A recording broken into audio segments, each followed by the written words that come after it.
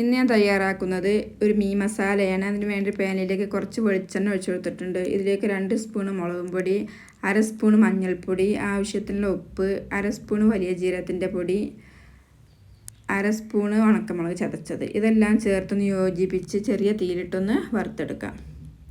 തീ നല്ല കുറച്ച് കൊടുക്കാം, അല്ലെങ്കിൽ പൊടികൾ കരിഞ്ഞു പോകും. ഇനി ഇതിലേക്ക് 4-5 ചെറിയ ഉള്ളി ചതച്ചത്, ഒരു 1/2 സ്പൂൺ വെളുത്തുള്ളി ചതച്ചത്, ഇതെല്ലാം ചേർത്ത് ഒന്നും കൂടി യോജിപ്പിച്ച് ഇതിലേക്ക് ഒരു നെല്ലിക്ക വലിപ്പത്തിലുള്ള പുളി പിഴിഞ്ഞ് വെച്ച് കൊടുക്കാം. ഇനി ഒന്നും കൂടി യോജിപ്പിച്ച് കൊടുക്കാം. ഇനി ഇതിലേക്കുള്ള മീൻ ചേർത്ത് കൊടുക്കാം. അതിന് വേണ്ടി ഞാൻ അയില മീനാണ് എടുത്തിട്ടുള്ളത്. ഏത് മീൻ കൊണ്ട് ചെയ്താലും ടേസ്റ്റ് ഉണ്ടാവും.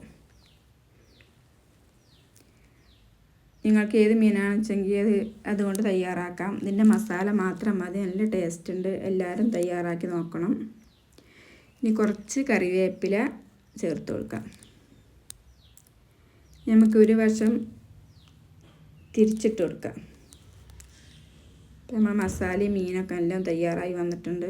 അടിപൊളി ടേസ്റ്റാണ്. എൻ്റെ ചാനൽ ലൈക്ക് ചെയ്ത് ഷെയർ ചെയ്ത് സപ്പോർട്ട് ചെയ്യാൻ മറക്കരുത്.